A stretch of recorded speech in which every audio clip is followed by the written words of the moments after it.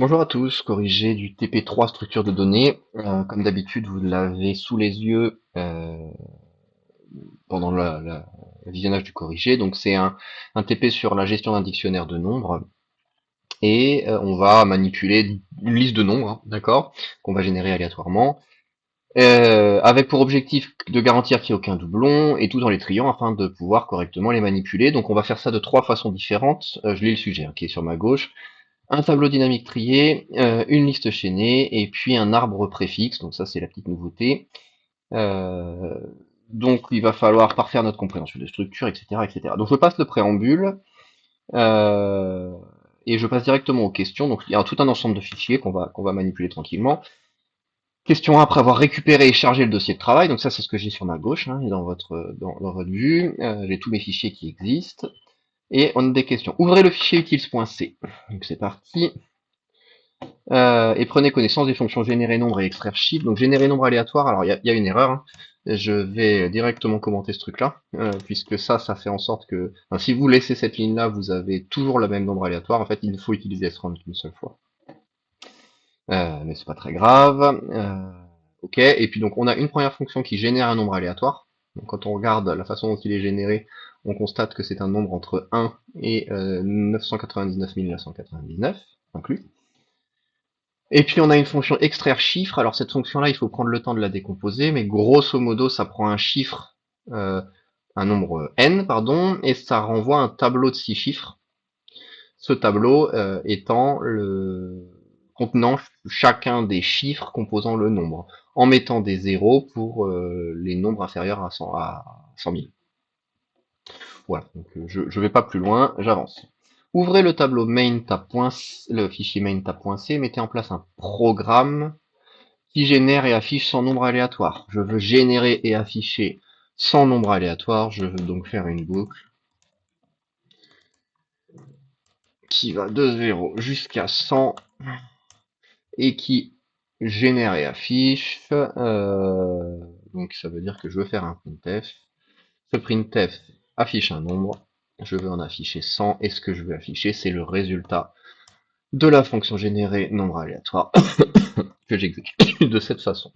Je vais tout de suite ouvrir un terminal et valider le fait que ça se passe bien. Je vais donc faire un gcc main-tp3. On va mettre -1 parce qu'on aura plusieurs exécutables. On va l'appeler, on va prendre comme fichier main.c, on va prendre comme fichier utils.c et on compile. On est très content, on fait un point slash tp3, on exécute ça et on a bien 100 nombres aléatoires. Alors j'ai pas vérifié qu'il y en ait 100, mais vous allez me croire sur parole. Ces nombres sont bien tous différents les uns des autres et contiennent des valeurs. Alors ce qui m'interpelle, c'est qu'ils ont l'air d'être tous inférieurs à 100 000, alors que j'aimerais qu'ils soient tous inférieurs à 1 million. C'est peut-être juste un hasard. On va essayer avec une autre seed. Juste être sûr de ça, hein.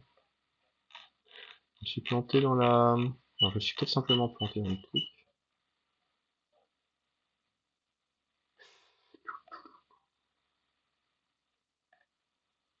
Non, moi, je pense que c'est juste un hasard, hein. On verra plus tard, mais...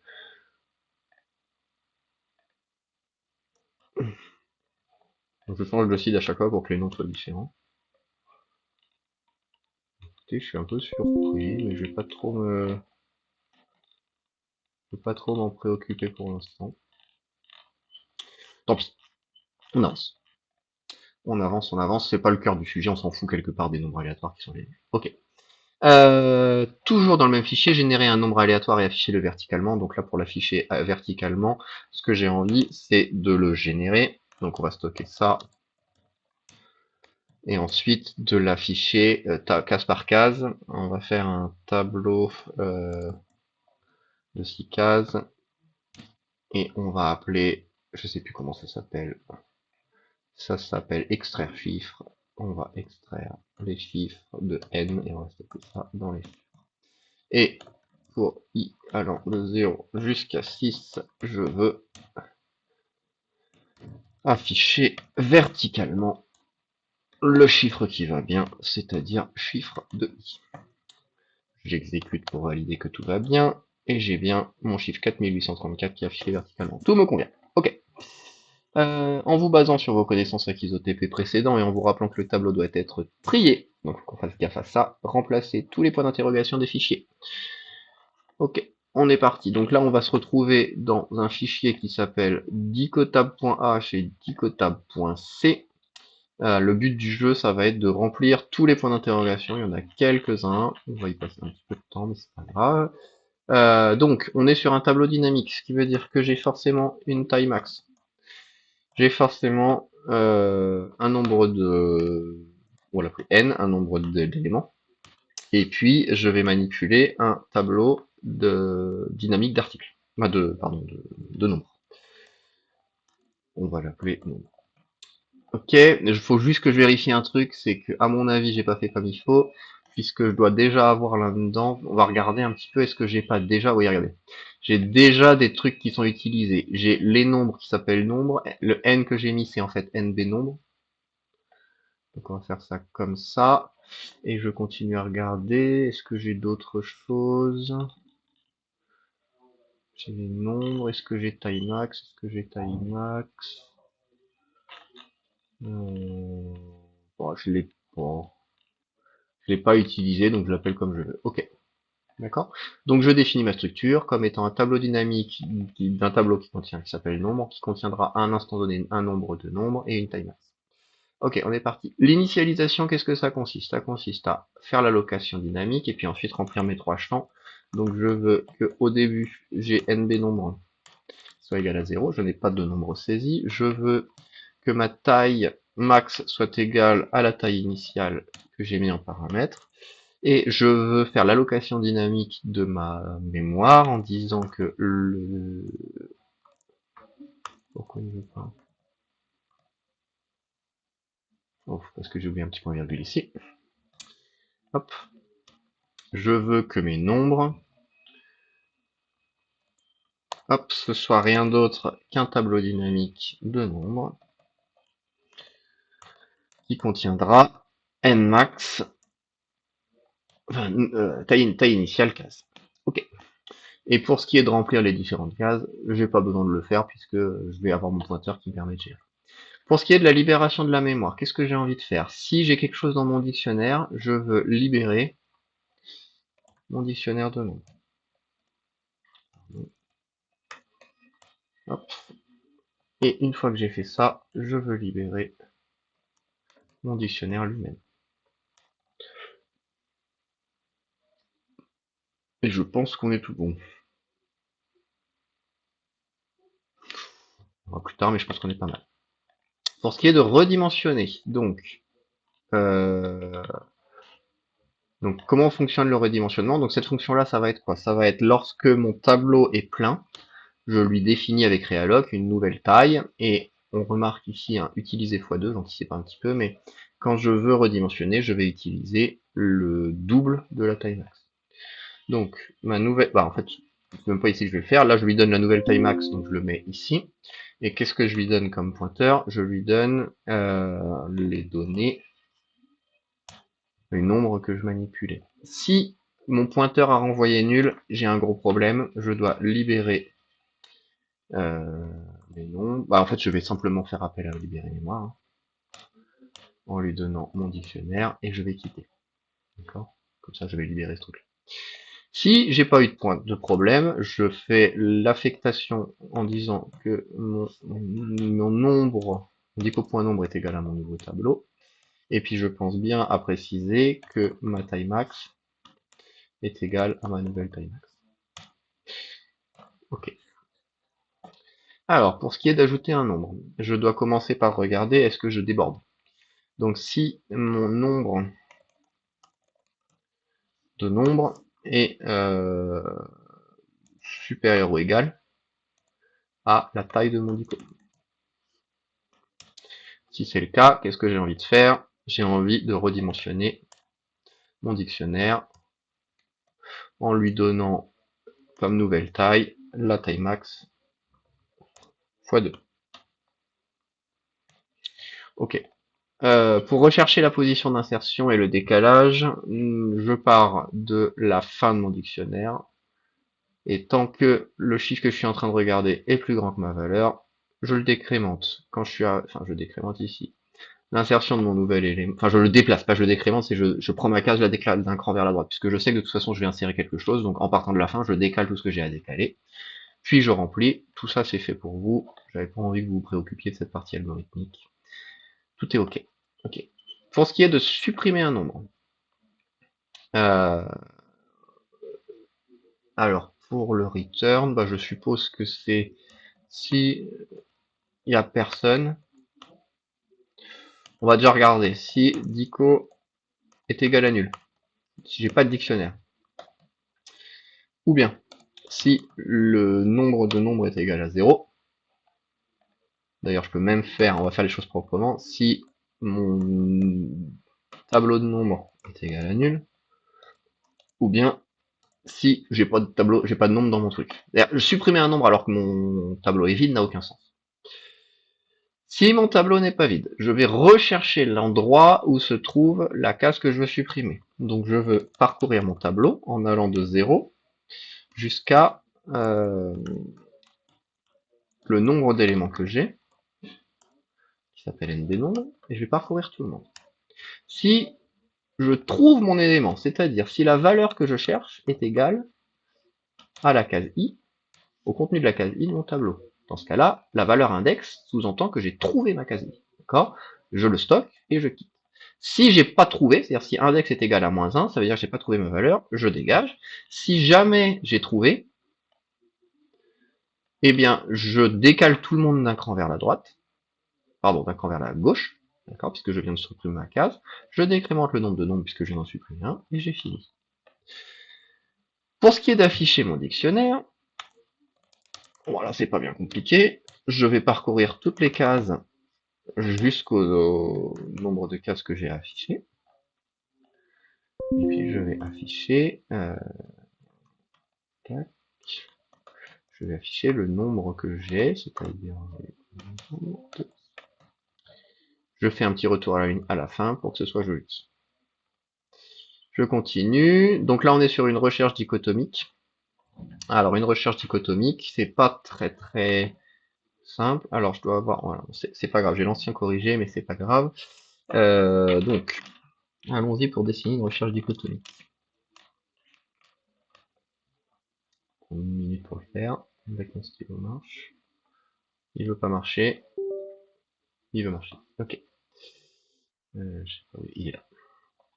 Donc vous avez un tableau.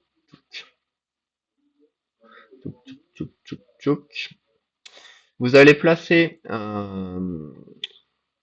alors, vous allez définir initialement votre début ici, votre fin ici, et à partir du début et de la fin, vous allez calculer le milieu comme étant égal à début plus fin divisé par 2. D'accord? Et vu que mon tableau est trié, vous allez regarder est-ce que la valeur que vous cherchez est plus petite ou plus grande que celle qui se trouve dans la case du milieu. Si jamais la valeur que vous cherchez est plus petite, ça veut dire que vu que votre tableau est trié, ce que vous cherchez se trouve quelque part dans ce que je viens de dessiner. D'accord? Donc ce que vous allez vouloir, c'est faire exactement la même chose que ce que vous venez de faire, mais cette fois en regardant l'intervalle début-fin qui commence ici, enfin qui commence à début et qui finit à fin, fin étant juste à gauche du milieu précédent. D'accord? Donc dans ce cas-là, j'ai barré ce fin-là. Par contre, si c'est plus grand, c'est-à-dire si vous arrivez dans cette zone-là, vous voulez regarder cette fois la partie droite de votre tableau en plaçant votre début ici. D'accord? Et début 2, ici fin 2. En fait, vous commencez à début, au tout début de votre tableau et fin tout à la fin de votre tableau, et à chaque fois que vous regardez le milieu, si vous devez aller à gauche, vous décalez votre fin pour être juste à gauche du milieu. Si vous regardez à droite, vous placez votre début juste à droite du milieu, et vous procédez comme ça d'itération en itération. C'est-à-dire que, supposons qu'on soit allé à droite par exemple, vous allez vous placer votre milieu de ici, d'accord? Et puis bah, vous allez vous rendre compte qu'en fait vous êtes plus petit, donc vous allez placer votre fin 3 ici, d'accord? Et puis vous allez vous rendre compte que soit c'est la bonne valeur, soit ça n'existe pas. Et en fait, un moment dans votre algorithme, bah, si ça c'est votre milieu et que c'est toujours pas la bonne valeur, ce que vous allez faire, c'est que vous allez placer votre fin 4 ici. D'accord? Et vous allez avoir votre fin 4 qui est plus petite que votre début. Et en fait, si on regarde bien, dans le code, on va quitter la boucle lorsque j'inverse le début et la fin. Et donc la seule chose que j'ai à faire, c'est de dire, donc bien sûr si je trouve la valeur c'est gagné, hein, c'est de dire si jamais la case qui correspond à mon milieu est plus petite que la valeur, c'est-à-dire si je dois aller à droite. Bah, ce que j'ai envie de faire, c'est de dire que mon nouveau début, c'est milieu plus 1. Je me mets juste à droite de la case du milieu que j'étais en train de regarder. Et de la même façon, je veux regarder ma case fin, c'est milieu moins 1, c'est-à-dire je me place juste à gauche du milieu, si jamais je devais regarder vers la gauche du truc. Et de cette façon, on a fini toute la partie d'ICO, et on va les tester tranquillement, en se créant, on va supprimer ça, on va se créer un petit dictionnaire. Alors, il faut que je fasse l'include.